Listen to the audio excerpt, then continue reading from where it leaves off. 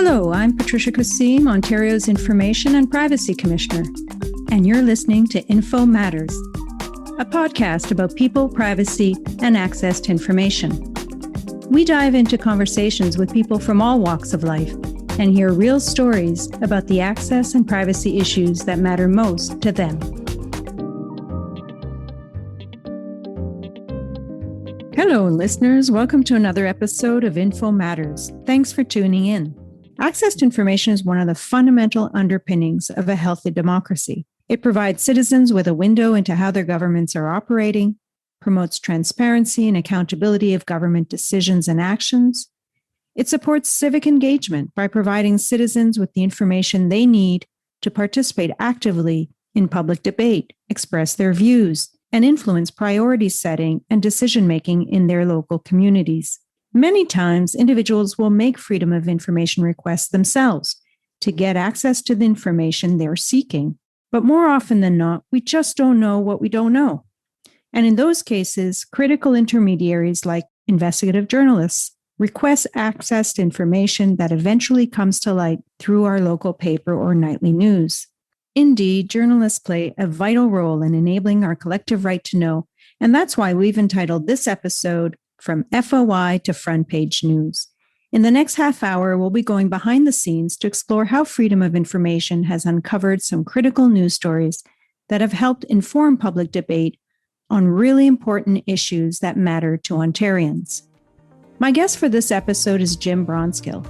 If you keep up on current affairs, you've probably seen his name in bylines in newspapers across the country. He's an award-winning reporter with the Ottawa Bureau of the Canadian Press News Agency, and he specializes in stories about public safety, policing, security, and intelligence, as well as information and privacy matters. He's a sessional instructor at Carleton University, helping young journalists learn the finer points of the craft.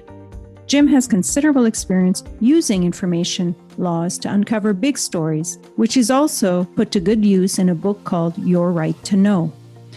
Jim, welcome to the show. Thanks for having me. It's a pleasure. Well, thanks again for taking the time, and I really look forward to the next half hour with you. But before we start, maybe you can tell our listeners a little bit more about yourself and why you decided to pursue a career in journalism. Well, I always enjoyed current events and writing, and I thought journalism was a good way to put those two together. So I knew from, I think, an early age, I wanted to be in journalism. And I've been very lucky to have great mentors along the way. In my early wet behind the ears days as a reporter, they persuaded me that access to information was a good idea. We're talking here late 1980s, early 1990s, really. And I think I made my first access to information request for my master's thesis, which was on free trade and cultural industries, sound recording. And I put one in and actually got something back. And in my reporting, it very early on, it was a way to try to distinguish my work, to get ahead of the pack a little bit. Access to information was relatively new at the time, and it was an exciting way to find things that others did not have. So I saw it as a bit of a competitive edge, a way to educate the public about what was going on, and a way to get scoops, frankly, and try to build my career. You've been on the newsbeat for many years now. Can you tell us a little bit about how, in your view, investigative journalism has changed, particularly in the recent decade or so? We have many more sources of information now coming at us. Social media has changed things dramatically in the last few years. And there's just a constant, steady stream of baubles of distraction and information coming at us from various platforms. So it's harder to sift through all that information and find meaningful bits of data, facts, sifting the wheat from the chaff, if you will. And that's a challenge today. You mentioned how even in your early days, as your mentors had taught you, FOI was really critical to your reporting. How often would you say that you filed FOI requests And what's been your experience with the access to information systems generally? I've been an avid user really since I got my foothold in journalism and have put in, dozens, if not hundreds of requests a year for information. I think the role of freedom of information has remained important. And because of the barrage of information, it might be even more important today because I have what we call the iceberg theory of journalism and information. We all know the truism about icebergs, that we can see 10% of the iceberg and 90% or so is below the surface. And I would say it's the same for any organization, especially a government ministry or department. We see that 10% tip of the iceberg in the form of press releases, news conferences, scrums, speeches, that sort of thing. But below the surface is that 90% that is often crucial to writing stories. So we're talking here about emails, briefing notes, memos, reports, things that maybe the department doesn't want you to see. So freedom of information has always been instrumental in getting at the rest of the iceberg. And I think even more so today when the tip of the iceberg is there on social media, on the internet, and getting below the surface is more important than ever. So access to information is a tool that you use to get to that 90% of the remaining iceberg, as you say. Although we all know that access to information can be awfully slow sometimes. So how do you square that circle, use access to information, but yet still keep up with the pace of news these days and keep your competitive edge to get stories out there to the public as soon as possible? It is a challenge given the well-known issues with access to information. But if you have a plan and keep the pipeline full, as they say, of requests, keep putting them in, keep following up on them, they do pay dividends. And sometimes, yes, you get information back that is a bit like day old or month old bread. It's no longer useful. But on many issues, they tend to be with us for months, if not years. And if you put in a request on something that you know is going to be of relevance in coming months or years, the big issues like climate change, gun control, these kinds of things have an arc that mean that even if you get the information months or even years later, it can be useful and it can fill in gaps in the narrative. Interesting. Well, that's certainly not a reason to not to advocate for more efficient access to information, but it's a good point you raise. So, Jim, you've obviously been a very avid user of the federal access to information regime.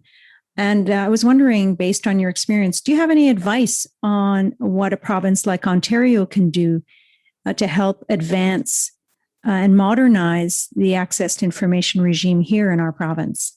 Well, there's something the federal government does that could be emulated by Ontario and others.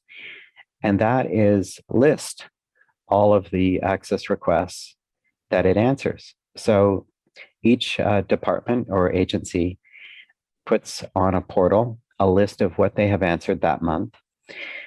And I use this in my work. So the agencies I follow, the RCMP, public safety, I look to see what they've disclosed. And I ask those agencies for copies of those requests. And often they're very useful. So here, others have made the requests and done the work for me in a way. The material's been released. Often it's not to a journalist, it's to a business or perhaps a researcher. And if the information has not been published or out there, I often find stories there.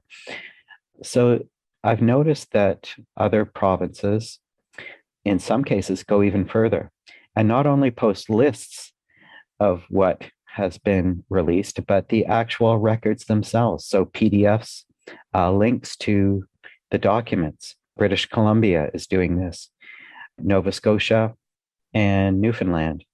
And there are others and cities who have started to do this sporadically across the country. It's a nice trend to see, and I think it's something Ontario could take up. And it would achieve two things. It would allow users who have a bit of wariness about using the law to see what is available and to get the records instantly through a search. And it might give them ideas to make their own requests. It also alleviates pressure on the system because it's a place for people to go to get records on things they're interested in. And maybe it means they don't need to make their own request right away. The information is there, and the ministry gets X number of fewer requests to answer.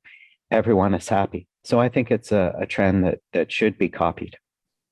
Certainly a good example we could consider here in Ontario. I think the common sentiment is that once information is disclosed in the context of an access to information request to a requester, it's as though that information was disclosed to the world. And so once disclosed, why not make it available to others, as you say, and help alleviate the system from repeat access to information requests for the same information. So now to really the most interesting bit I'd love to know is, can you share with us some critical news stories that you've produced over the years as a result of information you uncovered through access to information? Do you have some examples that would resonate with our listeners? Well, one that might ring a bell for people is the use of taser stun guns. A colleague, Sue Bailey, and I at Canadian Press began looking at the use of stun guns some years ago. At the time, the RCMP were really the major users of these stun guns, which people know are used to incapacitate someone with a jolt of electricity in altercations and such, instead of using a gun. That's the idea. And we saw some stories about them being used perhaps in questionable ways.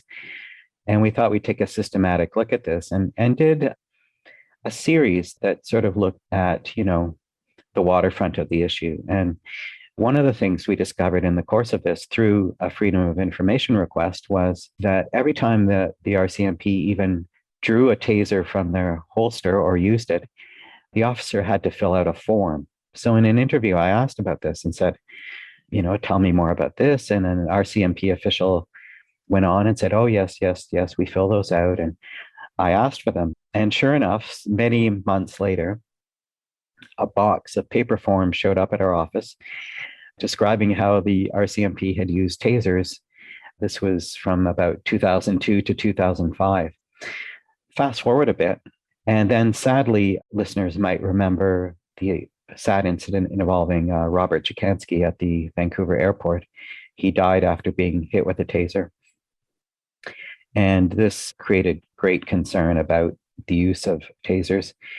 And an editor at a meeting one morning said, hey, don't you guys have a box of forms on how the RCMP uses these? Yeah, we do. Can you quickly go through them? And so we had done the groundwork. We were ready to analyze them using a computer database. And through this, we learned that almost 3/4 or so of the times RCMP had drawn their tasers, the individual in question was unarmed. And this ran counter to a narrative of, oh, well, tasers are used to make someone drop a knife or a gun or to deal with a really violent person. And we also determined through the course of our work on tasers that they were sometimes used as a compliance tool to get someone to cooperate rather than to defuse a threat from a person.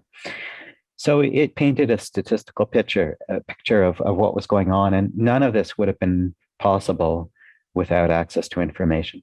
It's a great example of what you mentioned earlier, how putting in these access requests certainly pay dividends on issues that have a long arc and are fundamentally important to society, like this one was.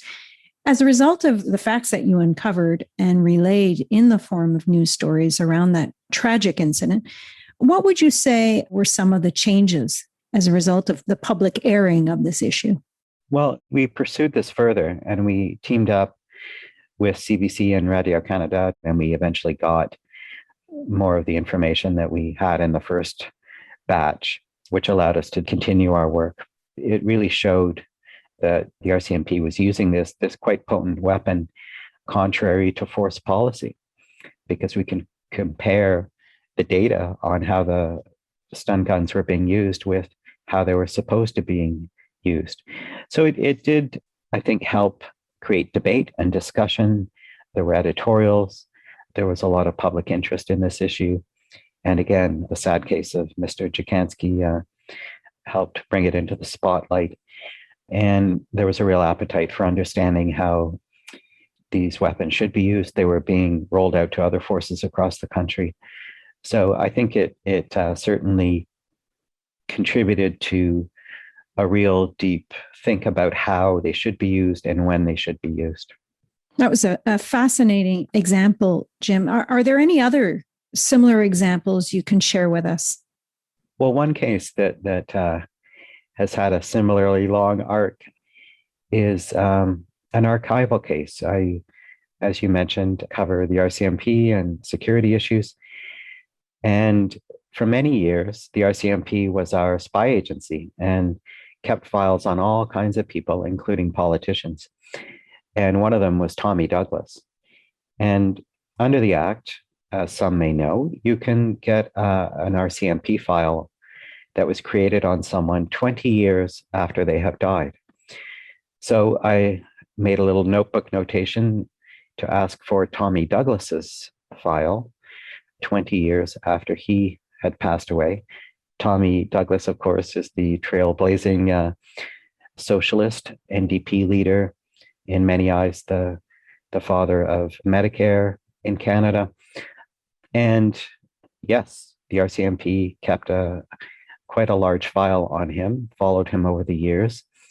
And I applied for it in 2005, just before the anniversary of his death, saying, look, I know it takes you some time to process these. Please get to work on it. And sure enough, in 2006, it was released to me with many redactions, but it did reveal that indeed the RCMP had quite a dossier on Mr. Douglas and generated discussion about what our security service did and the wisdom of their efforts to track many left-wing subversives in their eyes. And it also meant complaining because of the blacked out portions. And eventually we went to federal court and we had some success there in getting more of the file released. And I think the case also shifted the goalposts a bit for users looking for this kind of information, because the judge in the case was quite emphatic that more information should have been released and directed the government to do so, which it's done. It's interesting how this second example really shows how persistence really pays off on the one hand, waiting out the 20 years, but also how being anticipatory and applying in year 19 also helps matters, recognizing how long it takes to assemble the documents. But a fascinating example that brings to light not only the importance of the content of what you were investigating, but also sheds light on the process as well. Now, you teach at Carleton University in Ottawa about matters relating to access to information. And you've also written a book about the FOI process. So can you share with us, what do you teach your students about how to gain access to government-held information? And what are some of the tips you share with readers in your book? Well, one of the first things I like to preach is always ask informally, hey, can I have that report? Can I have that file on Tommy Douglas? Can I have information about taser use? Because information is created by government agencies and public bodies in our name using taxpayers' dollars. So my thought is the easiest and quickest route is to ask for it. Make a phone call, send off an email, and make the agency tell you why you can't have it if that's the case. Why do I have to go under freedom of information? Yes, these tools are there, but they're a safety net. They should be a last resort in many ways, not the first reflex. So that's the first thing I tell them. Push, push, push, try to get things. If that doesn't work and the agency says, oh, well, look, this Tommy Douglas file has some security information in it, even decades later, we can't release this, some personal information. Okay, all right, I'll put in an access to information request. Doing some research, as you suggested, is obviously a good starting point. So see what is out there. Have any other records been released on this subject? Is there any other request that's been made? Look to see what news stories have been written about the subject, what government reports are on the internet, that tip of the iceberg research. Only then can you start to ask, okay, well, what do I really want to know? So I urge my students to make lists of questions about what they don't know. And if they can't find answers to those questions readily in news stories or on government sites, that is fodder to start framing your request. And then it's a matter of sitting down and writing the request in a way that captures what you're looking for. And it should not be overly broad. You'd have to narrow it down because you're going to get a response saying, that's a bit vague. If you know the author, you could mention that. And you would want to specify a certain time frame. So not going back decades, but say in the last year or the last 2 years tops. And I often say you shouldn't really ask for more than 6 months worth of records on a very hot topic. So pay attention to the type of records you're asking for and pay attention to the time frame and craft it so it's not too broad, yet not too specific. And that's a good starting point. But, once you've done your request, you put it in and follow up. And often you'll hear from the agency if the wording is problematic. You can call proactively and say, did you get my request? Is it okay? You should get a letter saying, we've got your request. It looks good. Often an extension is taken. So most requests, as listeners will know, are supposed to be answered within 30 days or so. But that's usually the minimum. And often they'll take an extension of 60, 90, sadly, even more, 180 or a year to answer the request. And that's a sign that perhaps your request is too broad. So you can then ask the analyst handling it, is there a way we can narrow this down? You've already submitted it, but it's not carved in stone. You can often tweak the wording. You can narrow the scope. And this might reset the clock on your request, but it's often worth it because it's not worth getting a fee estimate because we know agencies can charge fees for search and preparation. So you want to avoid that as well. Wow, that sounds like a very sound, structured, and deliberate methodology that you teach students, and very wise too. I think those are very important practical tips. I understand you ask all your students to, as part of the curriculum, to make an access to information request and learn from experience. Yes, it has helped the students realize that this is a tool they should use, and not just for our course, but in the newsrooms that they work in.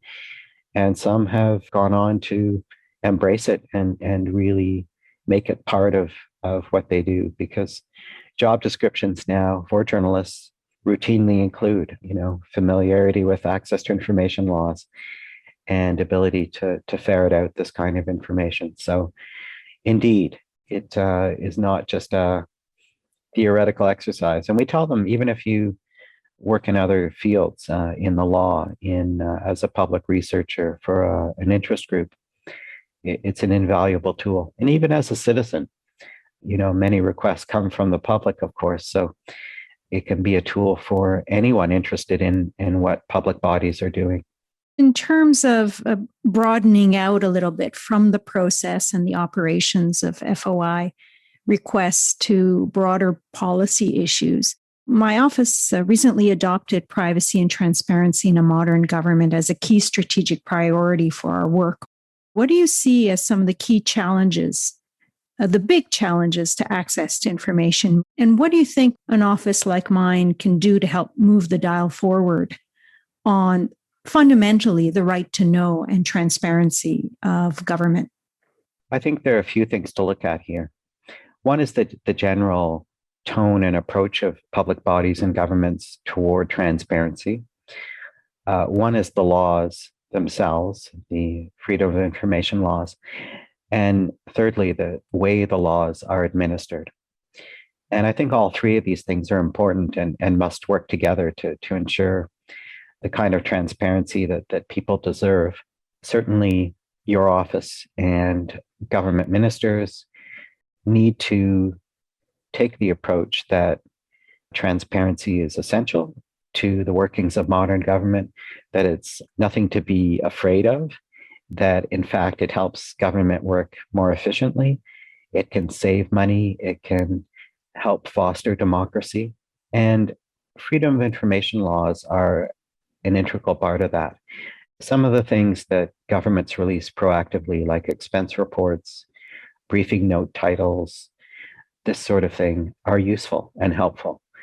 But it's not everything. And I think the freedom of information laws are still essential, and proactive disclosure will not replace the laws or make them obsolete. So ensuring we have good, strong, modern laws is important. People point to narrowing the exemptions that allow agencies to keep information back, ensuring cabinet records are not shielded unduly, making sure that all agencies that should be covered are covered by the law. And then there's the administration of the act. And we've seen this exacerbated during the pandemic for obvious reasons. People working from home, officials not having access to records to go through them, which often, are still on paper. And they need to go in and look at paper documents in an office in order to process them. This is a real thing still. So it begs a lot of questions about how administration of the law works or is not working. Are there enough people to answer requests? Are the access units well funded? Is this a priority of government, or is it just a backwater of a department that, if we miss a deadline, there's no penalty, there's no incentive to comply with the law in a timely way? So all of these things together need to work in sync, I believe. You need leadership from officers of parliament and from the government.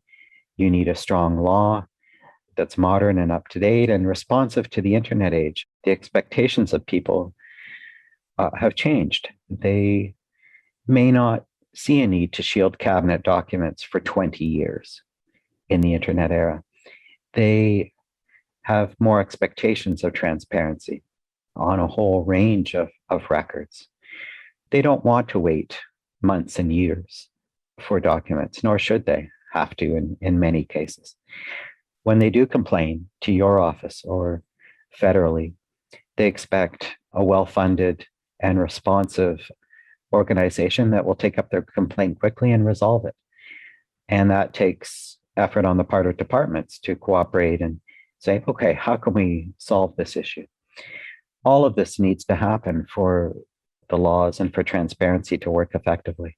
Wow, that certainly has given me a pause to reflect on your tripod solution of starting with culture, led by strong leadership, really pursuing the ongoing need for legislative reform, and of course, the practical administration and implementation of the laws on the ground, including in my office. Thank you so much, Jim, for taking the time to join us in this episode of Info Matters.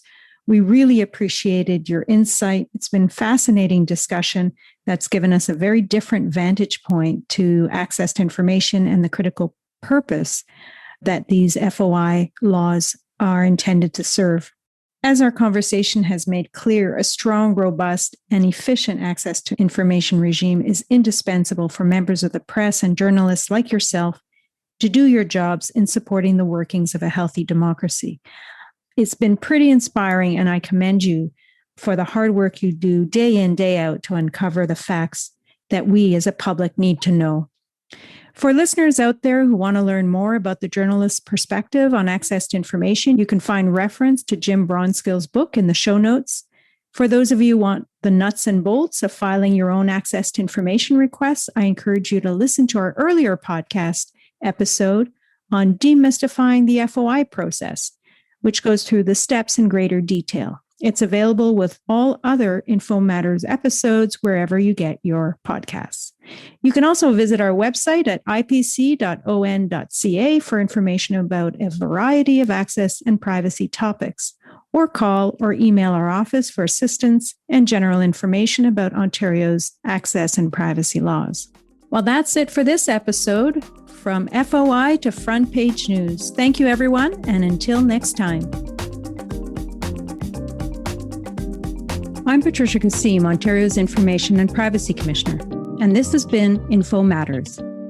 If you enjoy the podcast, leave us a rating or review. If there's an access or privacy topic you'd like us to explore on a future episode, we'd love to hear from you.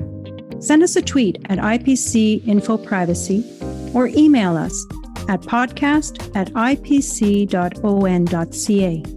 Thanks for listening, and please join us again for more conversations about people, privacy, and access to information. If it matters to you, it matters to me.